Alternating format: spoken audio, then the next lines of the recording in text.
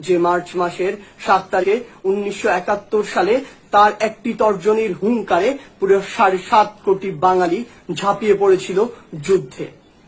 যুদ্ধ শেষে ছিনিয়ে এনেছিল স্বাধীন দেশের স্বাধীন পতাকা। অনেকে বঙ্গবন্ধুর সেই ভাষণকে আব্রাহাম লিঙ্কনের গেটিসবার্গের ভাষণের সাথে তুলনা করে থাকেন, কিন্তু আমি কখনো সেই তুলনা করিনি। কারণ যে ভাষণ স্বাধীনতার 50 বছর পরেও যে ভাষণের প্রতিটি শব্দ আমাকে শিহরিত করে তোলে, সে ভাষণ পৃথিবীর অন্য কোনো ভাষণের সাথে তুলনাযোগ্য হতে পারে না। তাই তো আহমদ ছফা যথার্থই বলেছিলেন।